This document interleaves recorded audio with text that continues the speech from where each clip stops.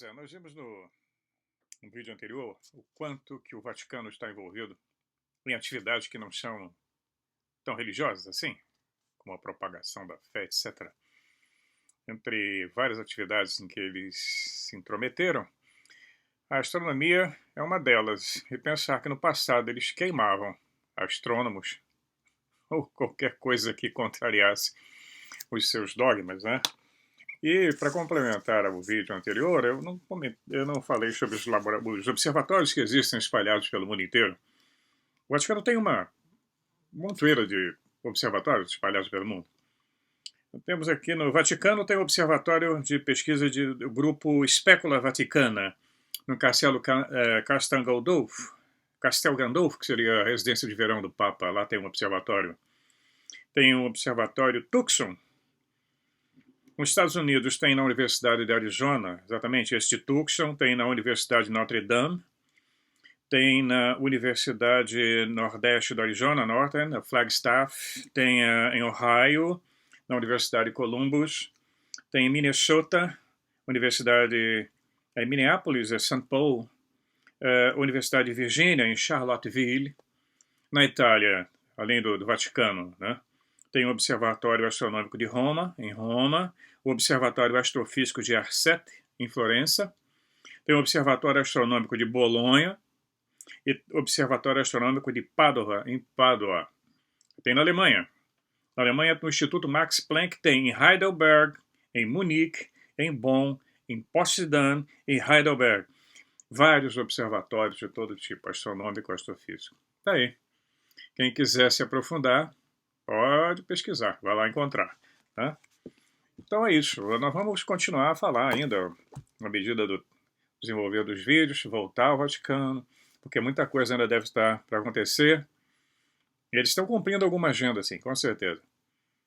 Nós vamos falar um pouco também sobre a Matrix. Todo mundo pergunta sobre Matrix, fala hoje em dia ficou um assunto corriqueiro. Né? Quem viu o filme, não sei quantos anos tem, mas já tem algum tempo que passou esse filme Matrix, um tempo que ainda não existia telefone celular, era em orelhão, era telefone de cabine que eles faziam contato. Mas o filme é super importante porque trouxe à tona toda essa história da Matrix. Eles vão fundo nessa interpretação artística, de ficção científica, mas tem muito a ver nas entrelinhas. Eu vou começar esse vídeo hoje falando sobre o chefe White Cloud, ou o chefe Nuvem Branca, que tem um discurso famoso. Ele diz, quando se refere ao cristianismo, às igrejas católicas principalmente, e depois as protestantes que chegaram na América do Norte e aqui no Canadá, em todo o mundo, simplesmente arrasando com as culturas existentes. Ele diz, seu chamado religioso foi escrito em placas de pedra pelo dedo flamejante de um Deus irado. Já a nossa religião foi estabelecida pelas tradições de nossos antepassados, pelos sonhos dos nossos anciãos, que lhes são dados nas horas silenciosas pelo grande Espírito, e as premonições dos seres instruídos. Está escrito no coração do nosso povo assim: nós não exigimos igrejas, o que apenas nos levaria a discutir sobre Deus, e o pensamento de que os homens brancos deveriam governar a natureza e mudar seus caminhos ao seu gosto, isso nunca foi entendido pelo homem vermelho. Para nós, a nossa crença é que o grande Espírito criou todas as coisas, não apenas a humanidade, mas todos os animais, todas as plantas, todas as rochas, todos na terra e entre as estrelas com a verdadeira alma. Para nós, toda vida é santa. Mas você não entende nossas orações quando nos dirigimos ao sol, à lua e ventos. Você nos julgou sem entender apenas porque nossas orações são diferentes. Nós somos capazes de viver em harmonia com toda a natureza. Toda a natureza está dentro de nós e todos nós fazemos parte da natureza.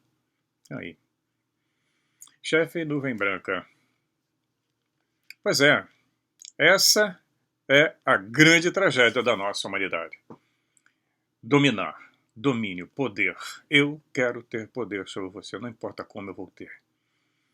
E essa história nós estamos vendo em volta aí.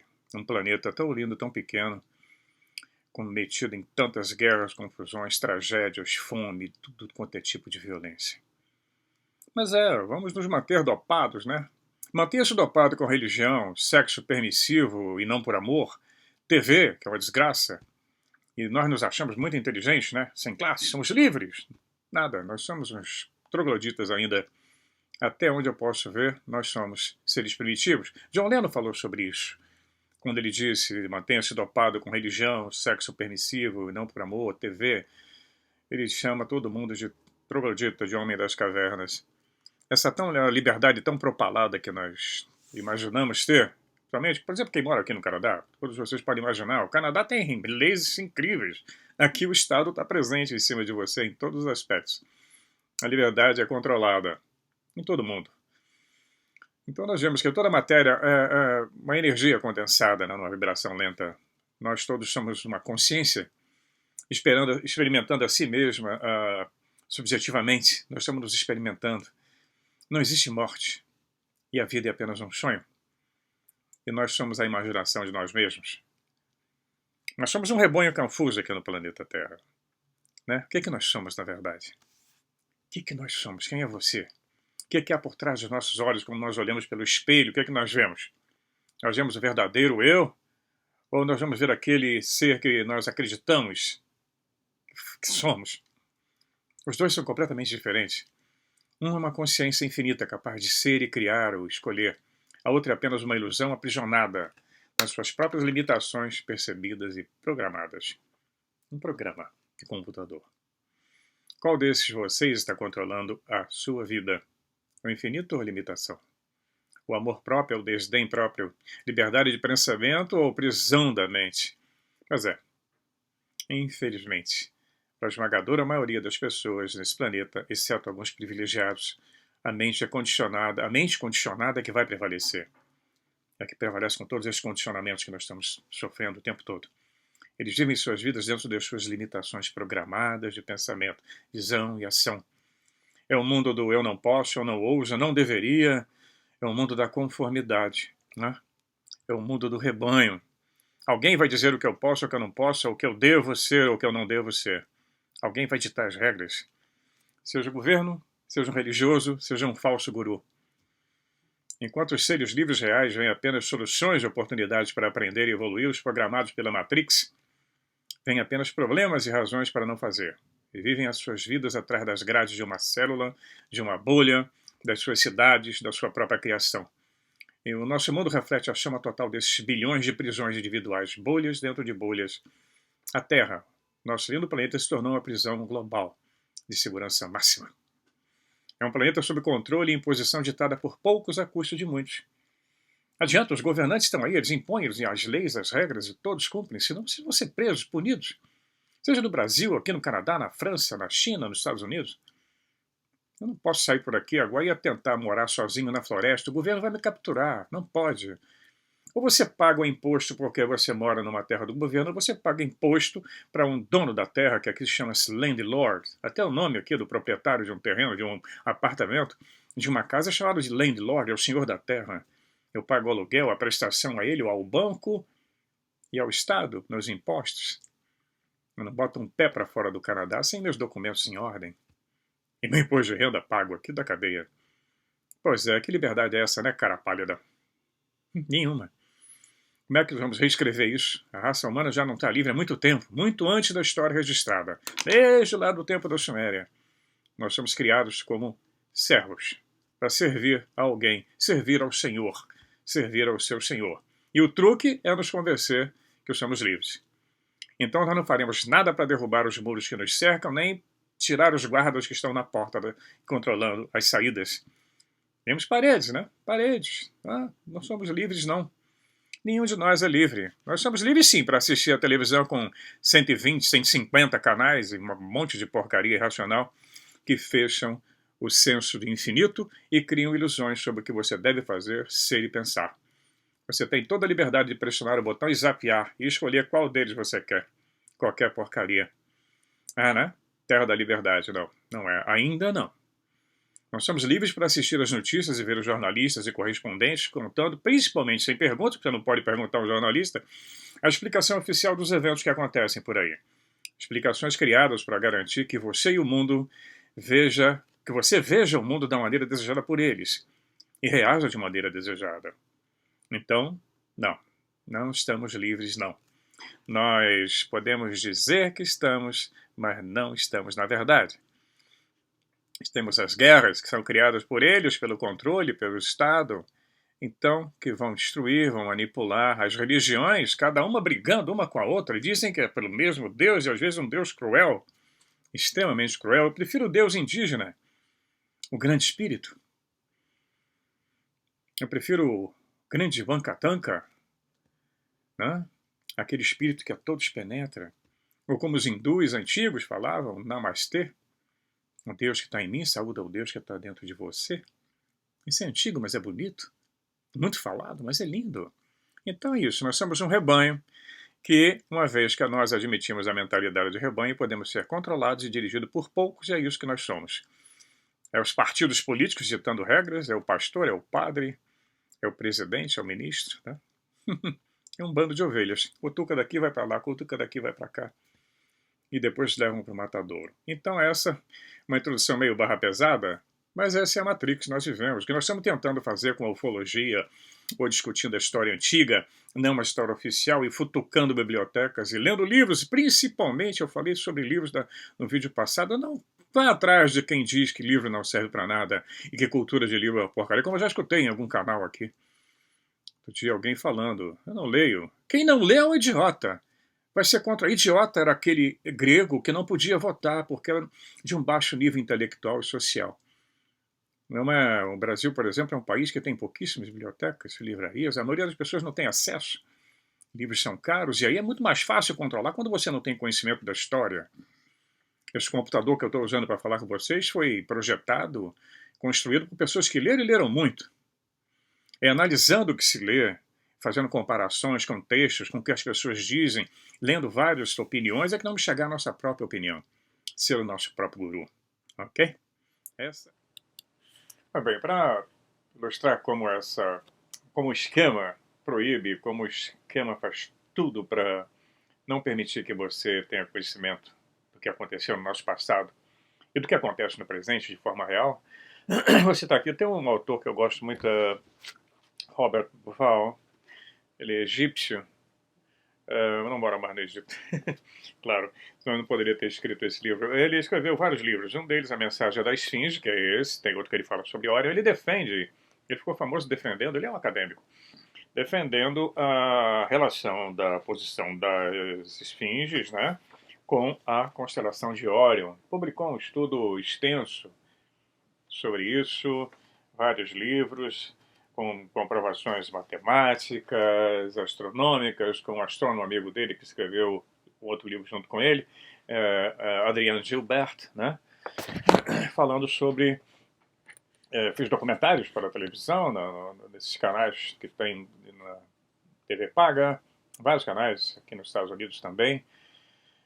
Então, com a colaboração de egiptólogos e astrônomos, esses dois autores, eles puderam comprovar, né, que as grandes pirâmides de Gizé foram orientadas de acordo com a constelação de Órion. Todo mundo hoje sabe, inclusive as pirâmides encontradas em Marte, as pirâmides na América do Sul, todas elas orientadas de acordo com a constelação de Órion. E, por causa disso, deveriam ser consideradas muito mais antigas do que sustenta a opinião dos estudiosos de arqueologia tradicional. Por exemplo, um programa chamado Horizon, da BBC de Londres, estraçalhou com a opinião deles. Acabou com a... esculhambou, né? O programa distorceu, né, a imagem que ele apresentava de Órion e nem sequer permitiu que os astrônomos que fizeram os cálculos decisivos para embaçar essa nova teoria tomassem a palavra, como sempre. Isso tudo em nome da verdade científica deles. Um esclarecimento sensacional. Talvez alguns dos competentes cientistas que atuam para CSICOP sequer sabiam quem mexe os pauzinhos por trás da organização. Mas eles estão sendo manipulados. A organização científica, acadêmica, não quer contrariar a história oficial. Como, por exemplo, hoje em dia, qualquer aluno de ensino fundamental sabe que um teste de DNA, né, sabe o que é um teste de DNA, podem incriminar autores de crimes, revelar relações de parentesco, etc. Um pedacinho, um fiozinho de cabelo esclarece um crime. Então, peritos japoneses queriam executar testes de DNA em algumas múmias para esclarecer, entre outras coisas, se o pai de Tutankhamon possuía sangue real. Pois bem, o Supremo Conselho de Antiguidades, o Conselho Supremo de Antiguidades do Cairo, proibiu a realização desses testes a curto prazo. Quem é que era o dono, que era o chefe, o diretor? O famoso Dr. Zahi Hawass, que é um camarada que barrera tudo que você puder imaginar para fazer pesquisa no Egito. Ele agora está aposentado, mas continua tendo poder. Ele era todo poderoso. Ninguém faz escavação, pesquisa, se não fosse com autorização dele. Ele continua controlando por trás. Toda a pesquisa no Egito é controlada. Eles não vão divulgar nada que contraria a história oficial do Egito. Ele, como era chefe da administração do conselho, ele declarou logo à News Agenture, Associated Press, que os resultados das investigações poderiam ser utilizados para reescrever a história do Egito. E tem mais, existem algumas pessoas que querem modificar a história do Egito, e outras que, o que parecem, querem impedir que isso aconteça. Ele barrerou tudo. Não deixou. Quero fazer teste não agressivo com ultrassom, com radares de alta potência. Isso não é um teste agressivo, não vai destruir monumento nenhum. Não foi permitido. Não vão deixar nunca. E se descobrirem alguma coisa, vão esconder. Ou vão destruir antes. Nos antigos escritos indianos, a credibilidade não é posta em questão. Nós já falamos lá sobre o Mahabharata, o Ramayana, né? Vamos pular um pouquinho do Egito lá para a Índia. Ninguém precisa acreditar nos textos, já que neles o conteúdo fala por si só. E também não se preocupa, eles estão preocupados em acreditar ou não. Os indianos não estão nem aí, eles acreditam piamente naquilo. E os textos são muito antigos e foram traduzidos já no século XIX, no século XVIII você sabia. E eles já falavam em naves espaciais. Já sabiam que a Terra era redonda. Essa besteira de imaginar, né? Já naquela época. Enquanto isso, a Europa queimava os seus cientistas. Então, o testemunho basta, ainda que seja apresentado de maneira mitológica. Acontece que os antigos indianos não podiam saber nada sobre terríveis sistemas de armas que foram utilizados, ou dos vimanas de diversos tipos, sem falar nos habitats no espaço, nas cidades espaciais que são descritas. Eles são mencionados, são descritos. Estão lá no livro, queira ou não, estão lá. E eles não censuraram esse livro. Isso é que é muito importante. Então, desde a década de 50, no século XIX, os estudiosos indianos, também alguns sábios ou mestres, que eles chamavam de Swami, contemplaram a antiga literatura do seu país com os olhos da modernidade. Eles começaram a fazer uma análise daqueles textos antigos, já no século XIX. Já começaram a perceber que aquilo ali falava de alguma coisa extremamente avançada. É claro que os textos têm um vernizinho religioso, né, que você tem que saber tirar o que é religioso, que foi inventado por sacerdotes, rituais, e colher aquela parte, como eu falo, leia e preste atenção no que está lendo. Quando fala em cidades celestes, quando fala em armas poderosas e vimanas. Isso não modifica, o aspecto religioso não modifica o conteúdo. Já, inclusive, também que a idade dos textos já foi comprovada e são antiquíssimos. E uma das histórias é a do 10º canto de Srimad Bhagavatam. Ele conta a história da batalha entre a dinastia Yadu e um demônio chamado Salva, que conseguiram se apossar de uma maravilhosa aeronave celestial chamada de Sauba. Salva se dirigiu ao semideus Shiva para obter as forças adicionais contra Krishna, a quem odiava e queria matar. E assim Salva pediu a Shiva um veículo aéreo que deveria ser tão poderoso a ponto de não poder ser destruído por nenhum semideus, demônio ou homem, Gandharva ou Naga. Naga eram os seres reptilianos, meio humano, meio réptil, meio serpente. Nós vamos falar sobre isso mais na frente, sobre esses famosos reptilianos que estão aí no planeta há milênios. Embora muita gente torça o nariz quando se fala em reptilianos, não adianta torcer o nariz nem enfiar a cabeça na areia feita avestruz, porque eles estão presentes em todas as civilizações do planeta. Nós vamos ver sobre isso. Bem, continuando, Salva pediu então a Shiva um veículo aéreo. Ele queria que esse veículo aéreo deveria ser tão poderoso ao ponto de não poder ser destruído por nenhum semideus, demônio, homem e tal. Hã? Ele queria que essa cidade aérea tivesse condição de poder voar por toda parte. Tive o semideus, concedeu-lhe um, e com o auxílio do fenomenal construtor Maia, né, que já foi mencionado em vários outros poemas épicos, né, apresentou para ele um objeto voador estável de provocar medo e que ninguém poderia destruir. Era tão grande quanto uma cidade e podia voar tão alto e com tal velocidade que era quase impossível vê-lo.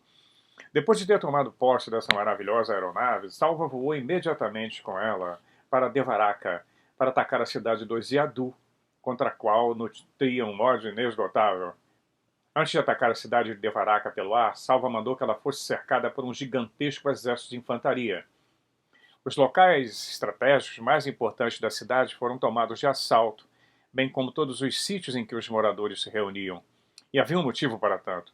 Salva poderia ter aniquilado a cidade pelo ar, mas antes disso ele queria ter alguns homens escolhidos. Além disso, sobre a cidade estavam instaladas forças de defesa contra os ataques aéreos, e era preciso neutralizá-la. Quando as tropas terrestres alcançaram seu objetivo, Salva bombardeou a cidade com raios, nacos de rochas, pedaços de rochas, serpentes venenosas e outros objetos perigosos. Isso tudo é uma fantasia em cima de armas que eles não conheciam. E também provocou um furacão tão forte que envolveu toda a Devaraca em escuridão, porque a poeira obscureceu o céu. Então os grandes heróis de Devaraca se reuniram e decidiram contra-atacar. Seu comandante chamava-se Pradyumna, que também dispunha de armas mágicas, e reagiu contra o poder mágico e místico que emanava do veículo aéreo de Salva. Pradyumna e seus heróis impuseram terríveis perdas às forças beligerantes inimigas. Milhares de carros de combate foram destruídos e milhares de elefantes foram mortos. Entretanto, ainda havia a terrível aeronave da qual Salva conduzia, né, e fazia seus ataques. Esse veículo aéreo era tão misterioso que às vezes poderia-se crer que diversos deles estavam voando no firmamento e outras vezes que não havia absolutamente nenhum. Alguns avistamentos de UFO, né, eles se juntam, parece que é um só, depois se separam em vários. Isso é bem antigo. Então, de vez em quando eles se juntavam e os guerreiros da dinastia Yadu estavam confusos, porque a cada momento viam o estranho veículo aéreo surgir num lugar diferente. Por vezes parecia estar pousado no chão. Então aparecia no firmamento. Depois permanecia por um curto tempo sobre o cume de uma montanha para depois voltar a aparecer sobre a superfície da água. O veículo maravilhoso se movia no firmamento como um pirilampo no vento, permanecendo sempre por um curto espaço de tempo no mesmo local. E a despeito dessas manobras, os guerreiros da dinastia Yadu se precipitavam sobre o aparelho voador. No momento mesmo em que viam as setas, que eles conseguiam ver, né, as setas dos guerreiros eram radiantes como o sol e perigosas como línguas de cobra. Na verdade, não eram setas, eram outro tipo de arma. A batalha durou 27 dias. Naquele tempo, Krishna, o Deus Supremo, havia assumido a forma humana e se encontrava com o rei. Ali ele ficou sabendo da batalha e soube também que Salva queria matá-lo. E com seu próprio veículo celeste, brilhante como o sol, Krishna voou até a cidade de Devaraca e viu a catástrofe que havia sido provocada. Num piscar de olhos, ele virou-se para o seu auriga, né, o condutor da sua carruagem, Daruka, e ordenou: "Me leves rápido até Salva. E é bem verdade que ele é muito poderoso e misterioso, mas não precisas ter medo dele." O carro de combate de Krishna levava uma bandeira com o retrato de Garuda.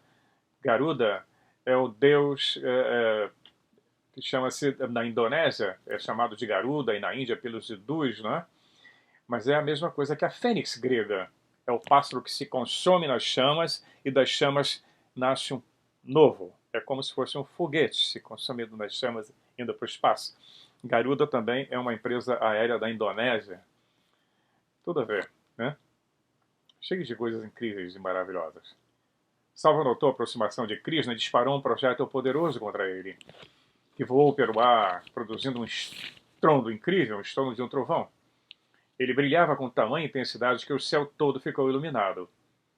Krishna, porém, atirou um contra-projétil que estilhaçou o projétil de Salva em 1000 pedaços. Então recobriu a cidade celeste de Salva com uma verdadeira torrente de setas. como o sol inundando todo o céu e com inúmeras partículas de luz num dia claro. Então Salva não se deu por vencido e projetou diversas ilusões no céu. Mas Krishna percebeu essa tática e, sem deixar se enganar pelas mágicas, localizou a formação celeste de Salva e disparou saraivadas de línguas de fogo contra ela. A belicosidade de Salva era parecida com a paixão dos pilotos que se lançam diretamente no fogo inimigo, como os kamikazes japoneses. Krishna atirou numerosas setas e com força tão inconcebível que a armadura de Salva foi estraçalhada e seu capacete incrustado de joias estilhaçou-se em 1000 pedaços. Com um poderoso golpe, Krishna destroçou em seguida o maravilhoso veículo aéreo de Salva, que despencou no mar em muitos pedaços. Salva ainda conseguiu chegar à terra antes que a sua aeronave se chocasse contra a água, mas então Krishna ergueu sua maravilhosa roda de fogo que brilhava como o sol radiante. Quando isso aconteceu, Krishna assumiu o aspecto do sol vermelho, quando se levanta sobre uma montanha, e no mesmo instante Salva foi decapitado pela roda de fogo e sua cabeça despencou sobre o solo, juntamente com os brincos e o resto do seu capacete.